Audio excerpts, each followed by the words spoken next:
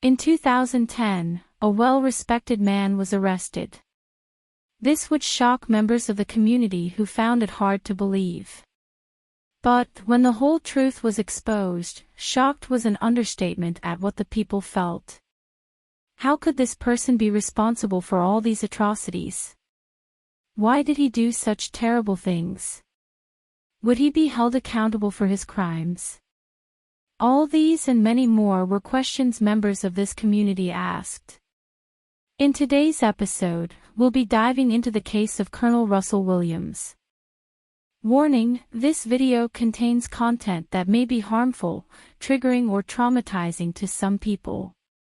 Viewers' discretion is advised.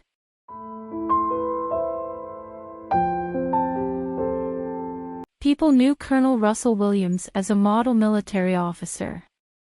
He had been in active service for 23 years and was a nice and friendly person. He was a family man who seemingly had it all. He had a great career, a loving wife who he always made time for, and could be considered an elite pilot in the Canadian military forces.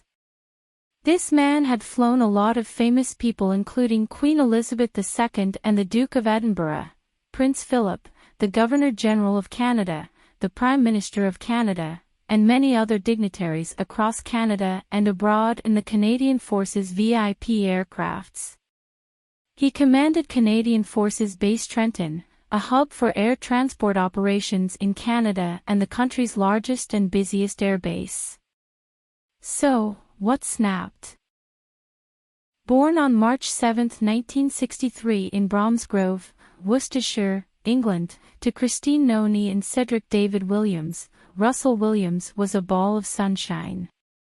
His family immigrated to Canada, where they moved to Chalk River, Ontario, as his father had just been hired as a metallurgist at Chalk River Laboratories, Canada's premier nuclear research laboratory. In Chalk River, the Williams family met another family, the Savkas, and they became good friends, spending a lot of time together. Russell's parents divorced when he was 6 years old, and soon after, Noni Williams married Jerry Savka, the family friend. Russell Williams took on the name Savka from his stepfather, and the family moved to Scarborough, Ontario. While in the Scarborough Bluffs area, Russell Williams began high school at Toronto's Birchmount Collegiate, but finished at Upper Canada College. When he was 16, his family moved to South Korea, leaving him to complete his final 2 years of high school as a boarding student at Toronto's Upper Canada College. He was elected as one of 2 prefects for his boarding house in his final year, which was amusing to friends as they knew him as a prankster.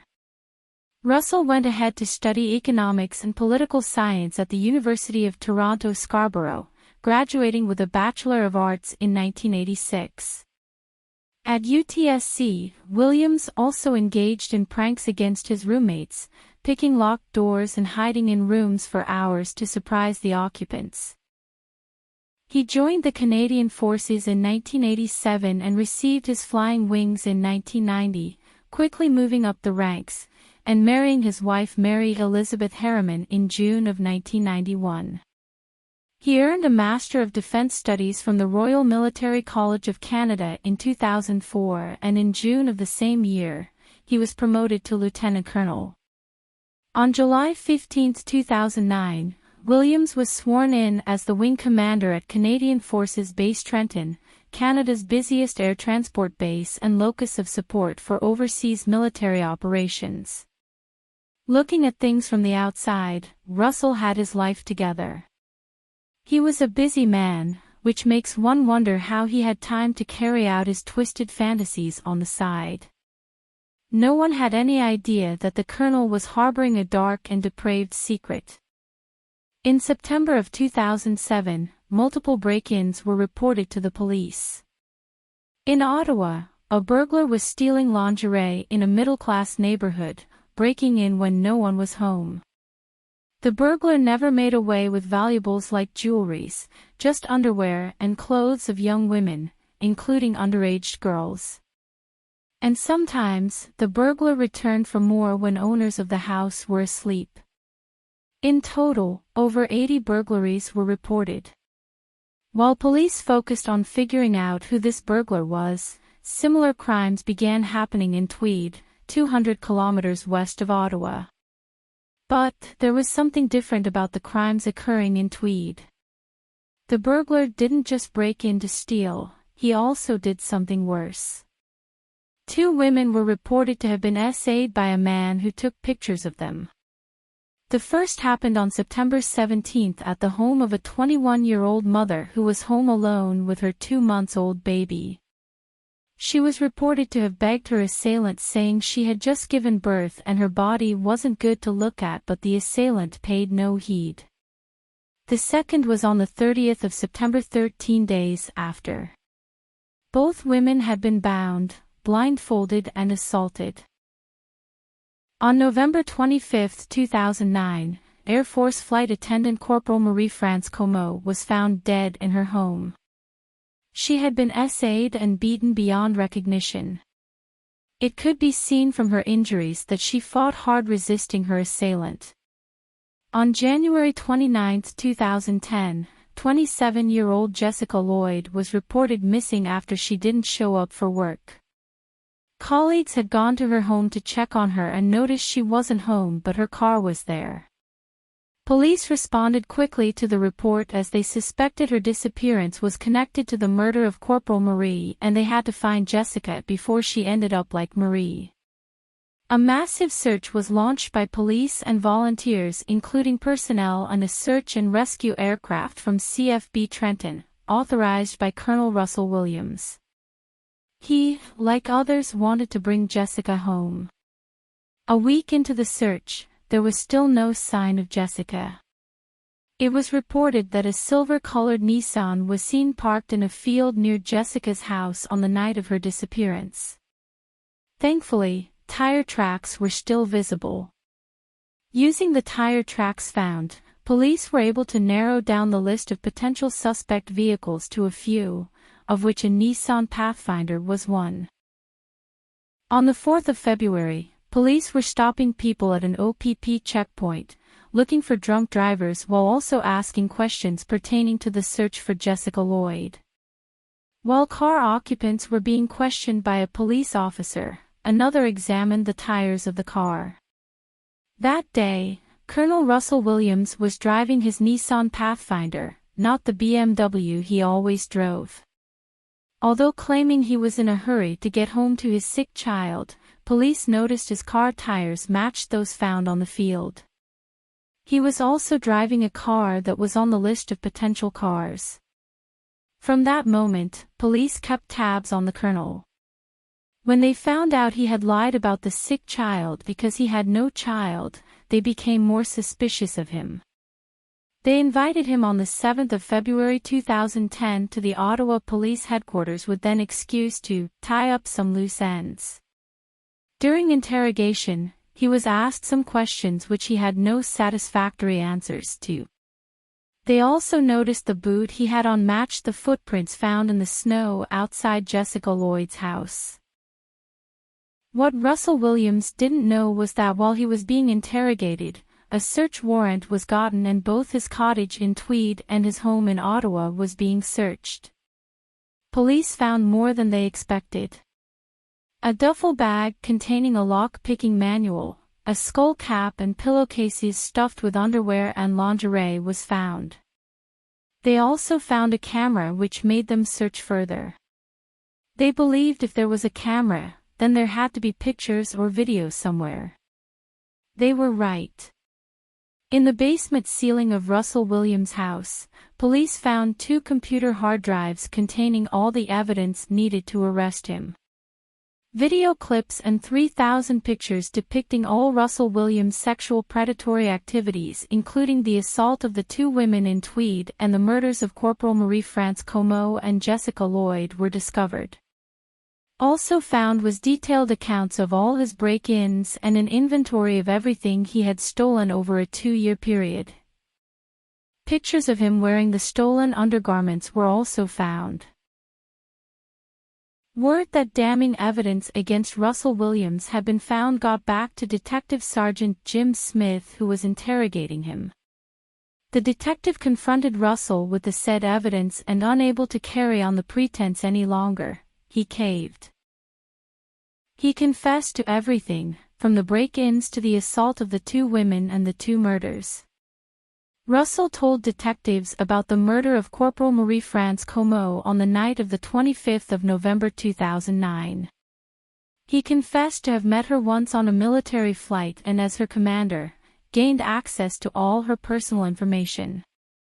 Russell first broke into Marie's house through her basement window when she was away on a trip. Spending over an hour in her home, Russell Williams spent the entire time taking pictures of himself in her undergarments. He tried on different undergarments and took some back to his home after establishing the fact that she lived alone. When Corporal Marie got home after her trip, she noticed someone had touched her belongings and blamed her ex-boyfriend. On the night of November 25th, Russell again broke into the corporal's house, entering from the basement window. He hid in the basement waiting for her to go to bed before carrying out his sinister plans, but Corporal Marie didn't go to bed just yet. She went round her apartment looking for one of her cats and ended up going down to the basement. There, she found her cat staring at a hidden figure.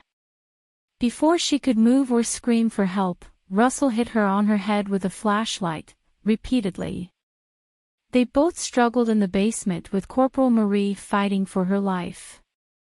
Russell Williams eventually subdued her when she fell and tied her to a post. He took photographs of her in various positions, including when she was unconscious. He then went around making sure the house was secured before carrying her into her bedroom, where he her for the next 2 hours. The psychopath videotaped the entire assault. When he was done, she tried running into her bathroom, but he caught her again, this time trying to suffocate her with a pillow. When that didn't work, he placed duct tape over her eyes, mouth, and nose, eventually suffocating her. After her death, he washed the bedding with bleach and cleaned the entire crime scene, taking pictures of himself cleaning. He then placed her on her bed, covered her with a duvet, and made his way out of her house with more underwear. Later that day, he attended a meeting in Ottawa. When asked about Jessica Lloyd, he told detectives another disturbing story. He had first noticed Jessica from her window while she was on her treadmill. It is said that Jessica was getting ready for a vacation and wanted to be in good shape. He broke into her home while she was running errands and established she lived alone. He waited nearby for her to come home and broke into her house while she was asleep on the night of the 28th of January 2010. She woke up suddenly, and Russell hit her on the head. What followed next was 3 hours of torture. He took photographs and videotaped the entire act. He then bundled her up and took her to his truck, driving to his cottage in Tweed. Jessica cooperated with him, hoping he'd let her go, but unfortunately, that didn't happen. He forced her to take a shower, dressed her, fed her, and pretended like he was going to let her go. He told her to walk out and struck her on the head from behind. When she fell down unconscious, he strangled her with a rope and took more pictures of her. He then went ahead to bury her in a shallow grave. When the news about his double life broke, family, friends, and the entire public were stunned. He had sent a condolence message to Corporal Marie's family when she was found dead in her apartment. He was also fully involved in the search for Jessica Lloyd. It was shocking that the same man who did all this was the one behind all the atrocities. The next day, being the 8th of February, he was charged with robbery, sexual assault, forcible confinement, and murder, and pleaded guilty to all charges.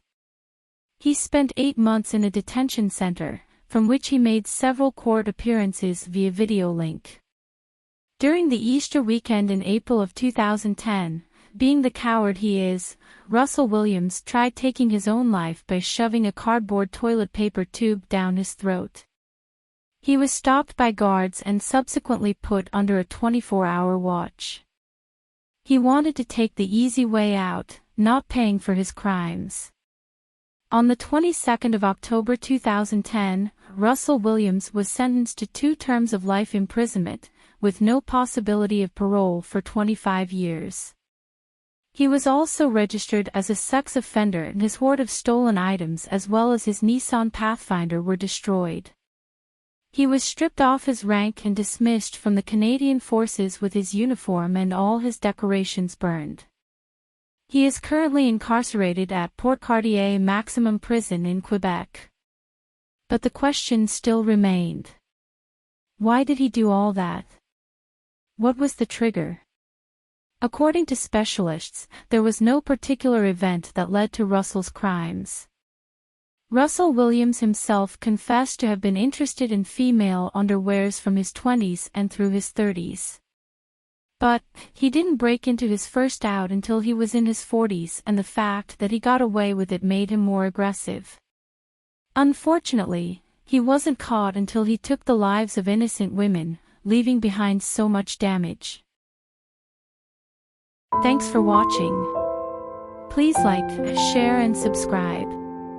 Also, turn on the bell-like button to get notified whenever I upload a new video.